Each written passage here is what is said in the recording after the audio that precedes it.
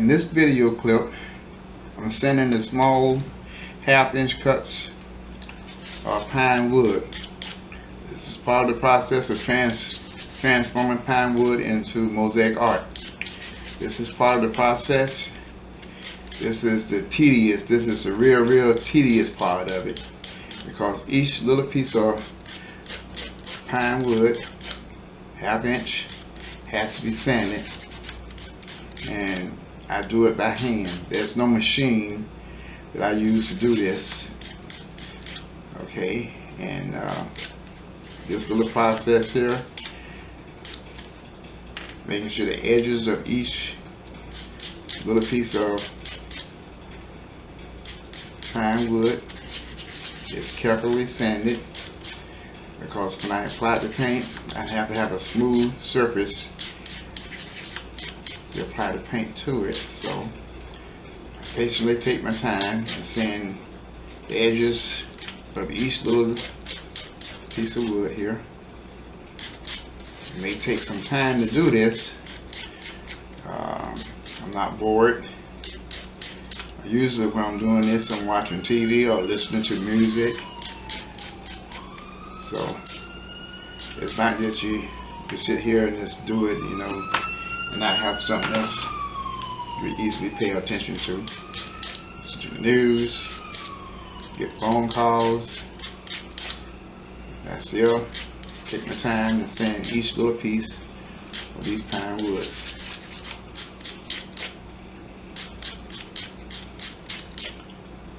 So this is the final cut, the final sanding process.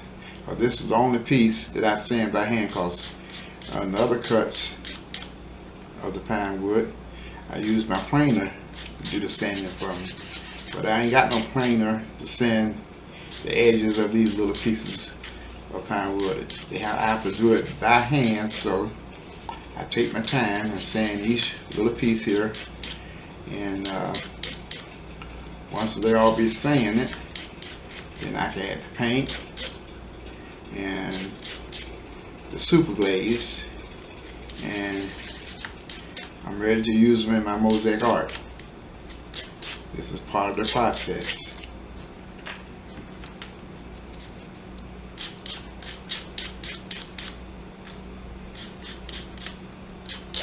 I take my time and I sand each little piece.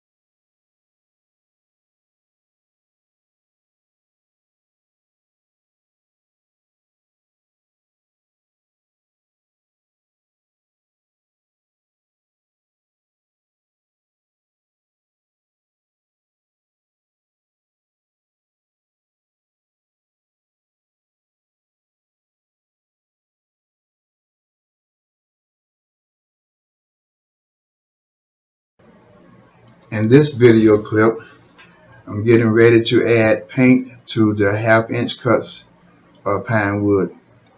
I'm starting out with green here, and as you can see, I'm using tweezers to lift each piece up, because the pieces are very small, and it's easier to add paint when you use the tweezers. I can hold them in my hand and turn the wood around easily and add the paint. I have a paint stored in a little small dish there. It makes it easier dipping the brush into a small dish like that and adding it, and picking the pieces up and adding the paint to them. I do this one at a time, starting out with green. Remember, all my half-inch cuts are rectangular in shape. That's what I prefer to use to create the mosaic art. And each piece has to be carefully added. Paint has to be carefully added to each piece. Get some green on there. Okay, now I'm moving on to some blue. Oh, gotta have blue. I love blue. Blue is my favorite color. So I add a little blue to half-inch cuts there. Yeah, get us some paint there. A little paint there. A little paint there. All right, all right. Get there. Each paint on each little piece there. Okay, that look good. Okay, grab another one. All right. This is part of the process you have to go through. I've done this, my goodness, I would say tens of thousands of times. I've been doing it for years, so it's routine to me. I'm adding some red now.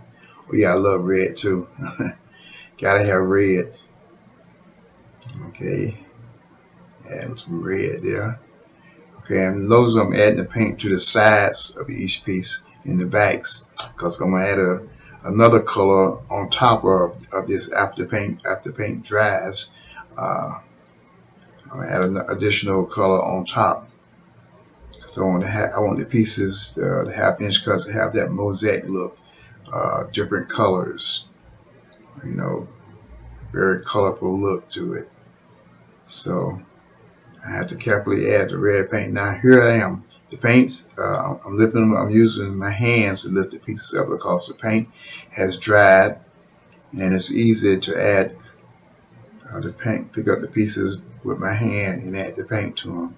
And this one right here, I'm adding yellow to the green ones. Okay, I'm getting a cotton swab right now to wipe away the excess paint. Sometimes when you add the paint to the top, some spill on the side, and I use a cotton swab to remove the excess paint. And I'm back to adding the color to it. Some yellow here. Oh, I love the way these look when you do it this way. Yes. Carefully add a little more there. All right. Now I'm adding some orange to a green piece. See, I'm using different colors because remember I want to have that mosaic look. So I have to carefully add red paint to each piece, one at a time, to give it that mosaic look. There we go. And it's turning out real good, real good.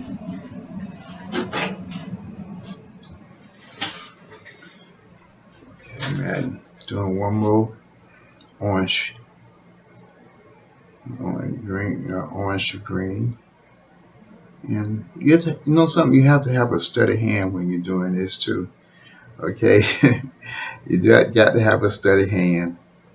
Your hand can't be shaking. Okay, and now I'm adding some red to the blues. Okay, making it nice and easy. Carefully adding a little paint here, a little paint there. It turn out real good once it's finished. But this is how it's done, all by hand. And I said I'll take that big chunk of pine wood and turn it into small pieces of mosaic art. And this is part of that process. Carefully adding paint to each little piece, giving it that mosaic look. And this is where it comes out. Okay, I'm taking this piece and add a little red to the green one here. All right, looking good, looking good. All right, yeah.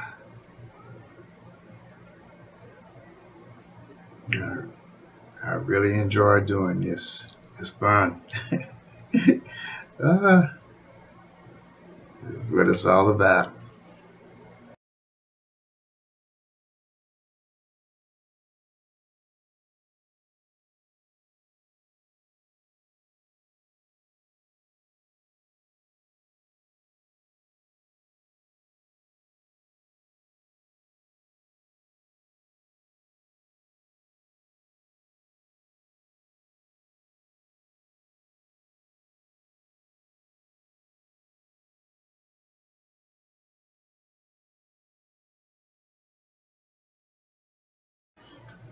In this video clip, I'm getting ready to mix the super glaze. You have to. I use these small measuring cups to mix the super glaze because I'm only using such a small amount. That's why I use these small cups, because when you're using super glaze, once you mix it, you only have a certain time to add it to the surface or whatever you're using before it gets too hard for you to use it anymore. So that's why I use these small containers. You gotta use about 5 cc's in each container. First, I add the part A. I put, like I said, I put 5 cc's in each cup. Okay, I got that one done. Now I'm adding the B part, activation. I'm gonna add 5 cc's in there. Okay, getting ready to pour it here. Alrighty. Okay, it's ready. Alright, I'm pouring it now. Okay, like I say, you have to be precise when you're adding this. You got to get the right amount. It has to be exactly 5 cc's. It can't be over. Okay, you go over, and when it dries, it won't dry totally.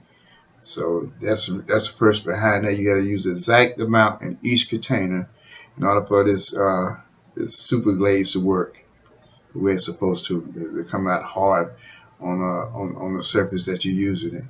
So you have to do it exactly right. So I'm mixing mixing it perfectly well. I'm adding the right amount in each container.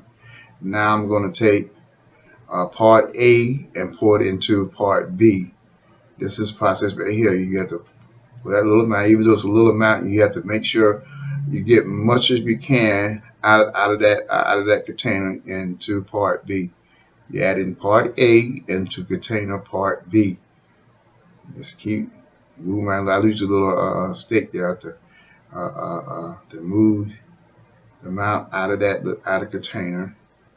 I'll just keep on twisting until I get all of it out. Every drop, every dribble, get as much as I can into the container. So when I do the mixing, it turns out exactly perfect to be added to the half-inch cuts of pine wood.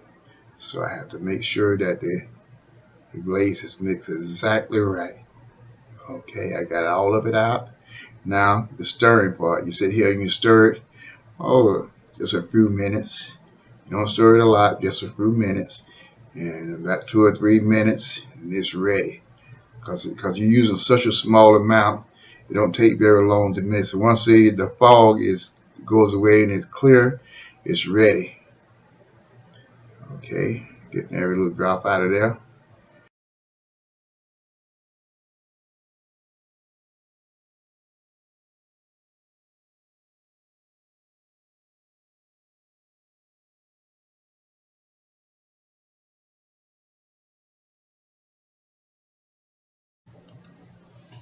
In this video clip, I'm getting ready to add super glaze to the half-inch cuts of pine wood. They already has been painted. Now I'm getting ready to add super glaze to the top of each one of these little pieces of pine wood. Carefully adding it there. The process, I repeat this over and over again. All the pieces we cover with super glaze.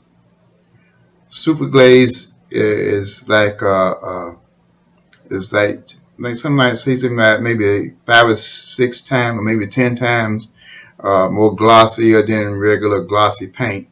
That's one of the reasons why I use super glaze. It gives a real hard super glaze, a super glossy look on the top of each of the 6-inch cuts of pine wood. I enjoy using it. It's effective. You have to use a small paintbrush and carefully add a little bit at a time, and it goes right on the top of it. And once it dries, it takes about normally about 8 hours for the super glaze to dry on when you use it. But being that I live in an apartment, I have a gas oven, and it has a powder light inside that oven. And normally the temperature inside that oven is about 80 something degrees. So I take these and I slide them inside the oven and close the door. And within about sometime maybe 3.5 hours, it's dry. So that's the process that I use for drying the super glaze. In this photograph, in this clip right here, the super glaze has dried now. I removed the little pieces of pine wood between them.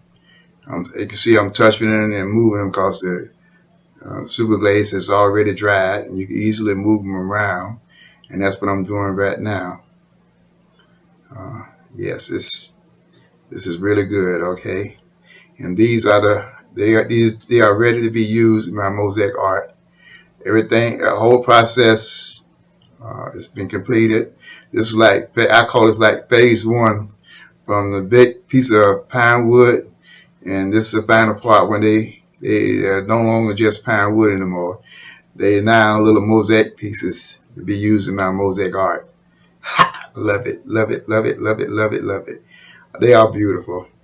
Oh yes, oh yes, oh yes.